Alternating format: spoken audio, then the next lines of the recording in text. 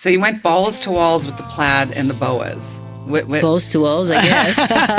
Well, there was tons of plaids and boas. And how did you come up for the concept for the costuming for Clueless? Did they give you? Did they well, ask it's always, you? the script is the blueprint. So it's not really I'm coming up with ideas. I'm reading the script.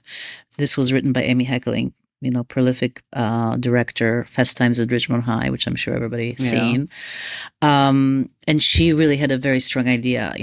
This movie the script is based on Emma, Jane Austen Emma, but the modern day Beverly Hills rich girls, dressing up to the nines. I mean, at the time that we were making the movie in 1995, everybody was dressing in grunge. Yeah. So truly, this was kind of, reinventing the time and making the girls super fashionable, high fashion. But it was, hence the plaid. Hence the plaid, but it's high school, So even though my research and the ideas were from the runways, I had to kind of adjust it for 16-year-olds, So that's why plaids and Mary Janes and berets and peacoats, very feminine, very youthful, very colorful. Also California. Yeah.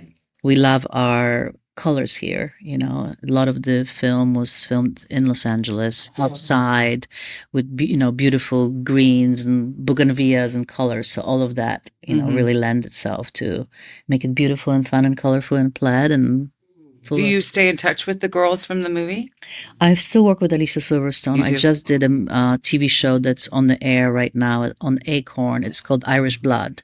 Okay. So she filmed that last fall. Oh, that's good. You're still working with her. I just did a little thing last week with her for, this is my dog who is demanding to have treats. I'm very sorry. Very hungry fellow.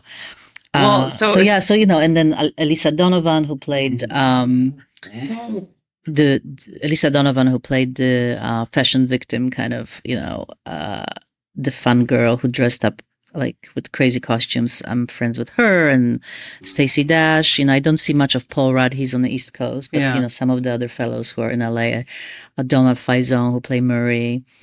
He's so. Around. Do actors request you when you do different things with them? Will people request you to come on set, or is it depends who. I mean, the ones that you develop relationships, Drew Barrymore, I've worked for 30 years, right. Certain director I work with, but not everyone. Everybody has, life is so different now with movies being shot everywhere, all over the world. I mean, Bulgaria, London, Ireland. Yeah. I can't go everywhere. So, and a lot of times they try to get local crews too to save money. Yeah, I know. You were saying that to me when we were talking recently about how they're not making a lot of the movies in Los Angeles anymore. They're making them in Europe and Atlanta. Yes. And that must be difficult to try to get work when that's happening, right?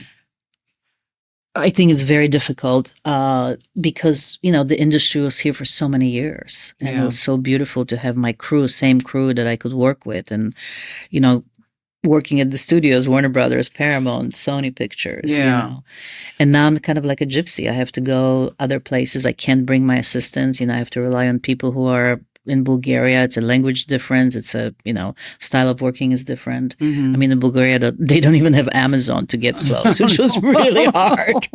Oh, I know. It's kind of sad how the movie business has had a difficult time here lately because I curate for the American Society of Cinematographers and they were all worried because they are not getting any work and it's just been changing so much, the movie business. What do you think it would take to make it better in LA?